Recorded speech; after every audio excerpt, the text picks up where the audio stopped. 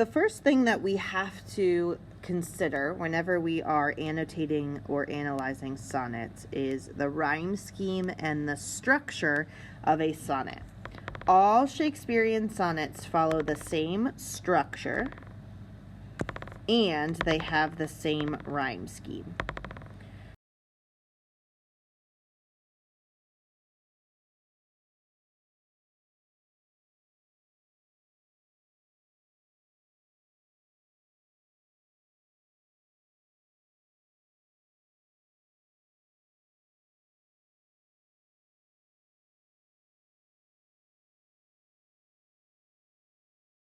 The structure always follows the same formula.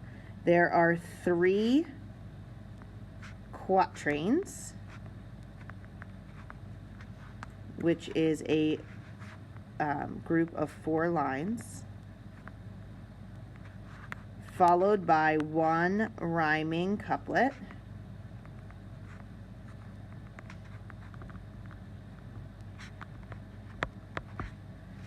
which is a group of 2 lines. So it looks like this. If we look at sonnet number 29, the first thing, or any sonnet in general, the first thing you want to do is start breaking up the stanza into its quatrains, or into groups of 4 lines. So we can count 1, 2, 3, 4. This is quatrain number 1. 1, 2, 3, 4. This is quatrain number 2. 1, 2, 3, 4. Quatrain number 3. And then this is our rhyming couplet. And the reason why we break this up into 3 quatrains and then a final rhyming couplet is because of the story structure of a sonnet. So in every Shakespearean sonnet, quatrain number 1, so I'll just say Q number 1, equals the introduction of a conflict. Quatrain number 2 is the development of the conflict. Quatrain number 3 is the like a revelation. So they come to some sort of new conclusion, or they have some sort of new idea or realization.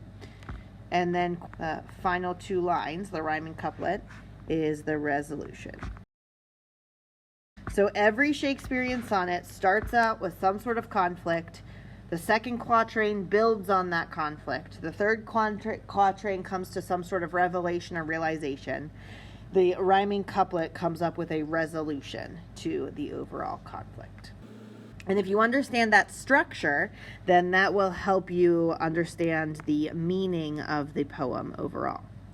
The other thing we want to consider is the rhyme scheme. Every Shakespearean sonnet follows the same rhyme scheme, and it's based on the rhyme and rhyming organization.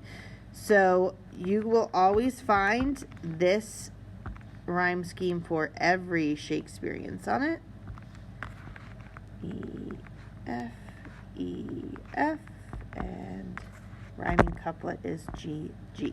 So if you look, each line that is an A line has words at the end that rhyme, eyes and cries. The B lines, fate and state. The C lines, hope and scope. Now the D lines get a little tricky because of the way that words were pronounced. It was a little bit differently. So we can say possessed, and instead of least, this would have been lest.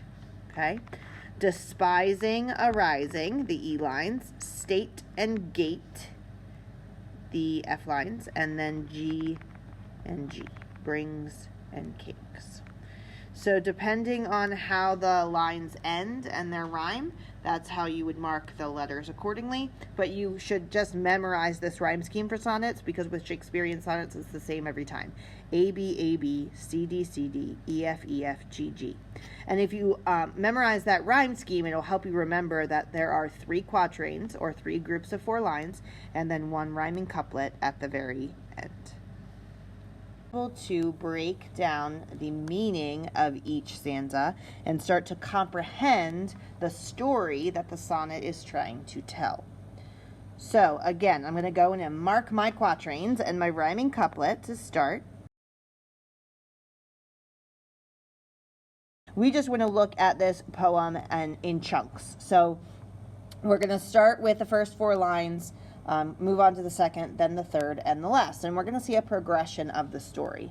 Before we even start to read, what I like to do, because Shakespearean language can be complex, even though it's the closest to our own, I like to go through and highlight any words that I'm not sure of, or I might need to do more research or clarifying. So words such as disgrace, I want to look that up. What do they mean by fortune? Beweep is kind of a strange word. Let me see. Bootless is strange. Possessed. Scope, perhaps. I may even want to look at state up here as well. Contented, I want to look at. Despising, sure. I think I know what that means. Happily and the. Sullen, let's look at, what is a lark at the break of day? I'm not sure about that either.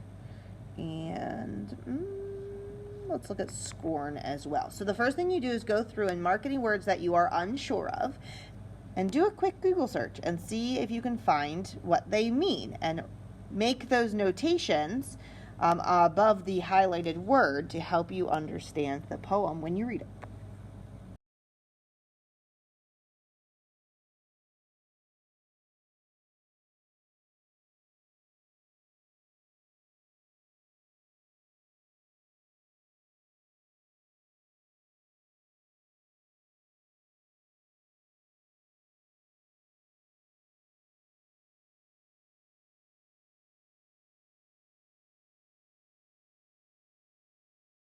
Okay, so now that we've marked the words that we're unsure of and kind of referenced the little side notes just to see if they give us any more information, we're ready to start breaking down the poem by quatrain and seeing if we can summarize it and figure out what it's saying. The best way to do this is to read it out loud and then to make notes as you go. So I'll start with the first quatrain.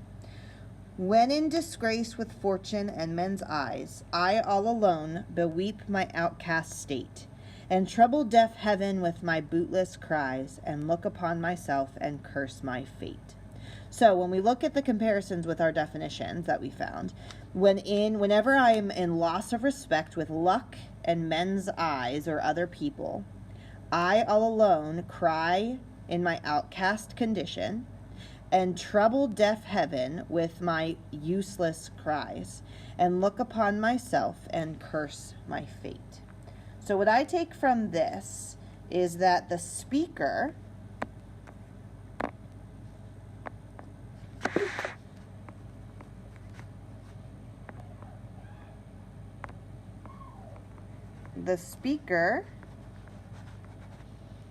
has lost their respect from others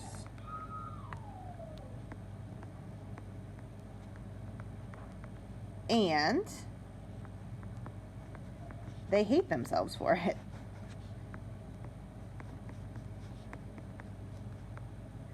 They know it's useless to cry about it or to curse their fate or to try to complain to anybody. So it is what it is, and they hate themselves because they've lost respect from other people's point of view. So that's our conflict.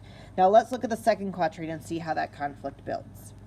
Wishing me like to no one more rich in hope, featured like him with friends possessed, desiring this man's art and that man's scope, with what I most enjoy, happy lest. So in this, what I take is, let's see, featured like him is with his handsome features. That is a handsome man. This man's art, that man's intelligence. So here I feel like the speaker is comparing himself to others and saying he wishes he had what those other people had. So wishes that they were more like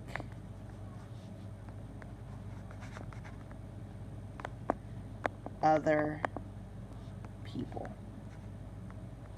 So it's all a comparison, right? Wishing me like to wishing me like to one more rich in hope. So I wish I had more hope.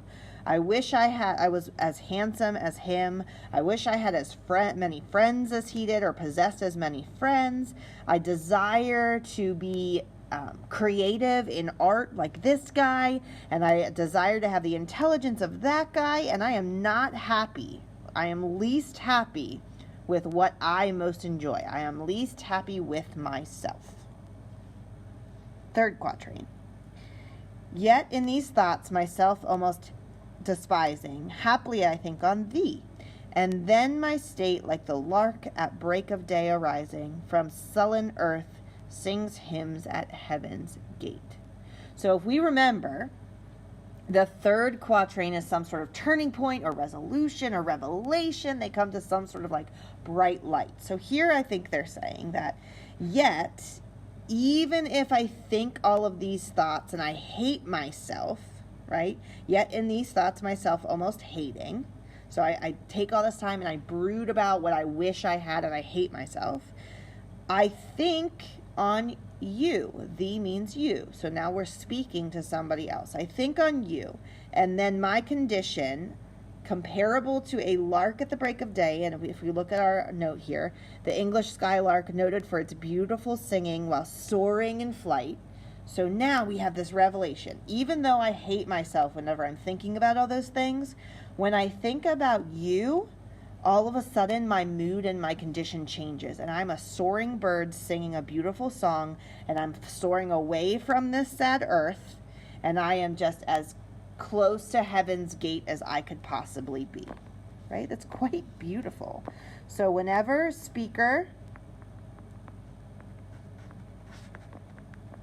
when speaker thinks of, I'll say the in quotation marks because we're not sure who they are. They are extremely happy. And they forget about everything they're not. And they remember just how happy and wonderful life is. So then our resolution. For thy sweet love remembered such wealth brings, that then I scorn to change my state with kings. So this is telling me that the person that they're speaking to, their love, whenever they remember that love, wealth is brought to them. And we might not mean wealth such as in money, but wealth as in happiness. And that happiness is so much, weighs so much and means so much that they would hate to change their condition, even if that meant to please other people, to please other kings. For thy sweet love remembered such wealth brings. When I remember your sweet love, it brings me happiness. It brings me wealth. And it brings me so much wealth that I hate to think that I would change myself to fit into the expectations of other people, because you love me just the way I am, so I should love myself, right? So love makes them not want to change anything about themselves.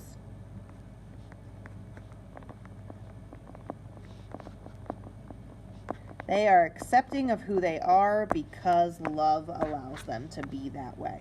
So as you can see, we have a progression of the plot here. We start out with this really dark mood where the speaker hates themselves and they compare themselves to all these other people and all their other talents, and look how good this guy is, so I should be that good too. But then they remember, but I'm loved by somebody. I have love, and that's worth way more than any material creative possession.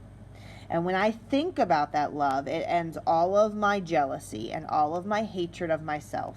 And I am free, and I am wealthy in happiness, and I refuse to change who I am.